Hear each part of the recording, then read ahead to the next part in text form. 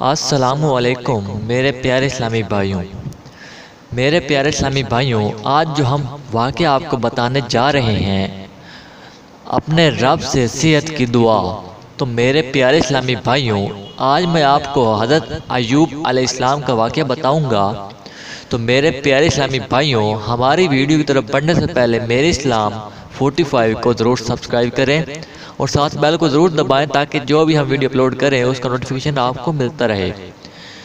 حضرت ایوب علیہ السلام کی آزمائش جس قدر شدید ہوتی گئی، آپ کے صبر، شکر اور استقامت میں اس قدر اضافہ ہوتا گیا، حتیٰ کہ آپ کا صبر بھی ضرب المثل بن گیا اور آپ کے مصائب بھی۔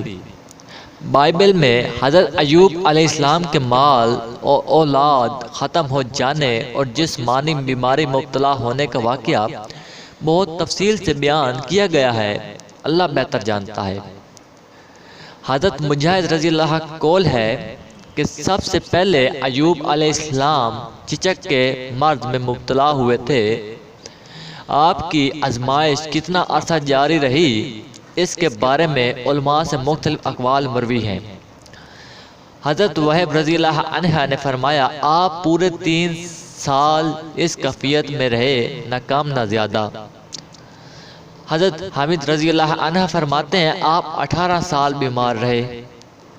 صدی رضی اللہ عنہ کہتے ہیں، آپ کے جسم سے گوشت جھڑ گیا تھا، صرف ہڈیاں اور پیٹھے باقی رہ گئے تھے۔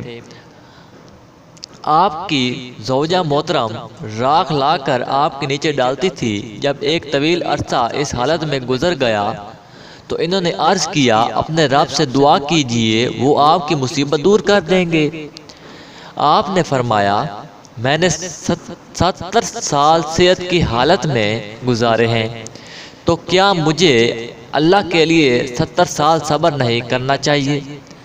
زوجہ محترمہ یہ جواب سب سن کر پریشان ہوئیں، کیونکہ وہ لوگوں کی خدمت کر کے اس کی اجرت سے ابو ایوب علیہ السلام کے کھانے کا بندوبست کرتی تھیں۔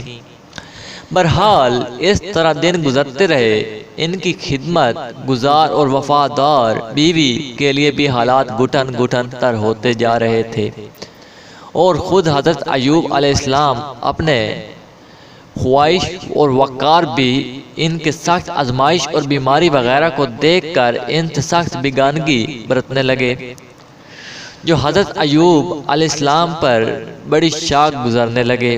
بالآخر وہ بارگاہ میں خوب گڑ گڑائے اور صحت و شفا کی دعا کی۔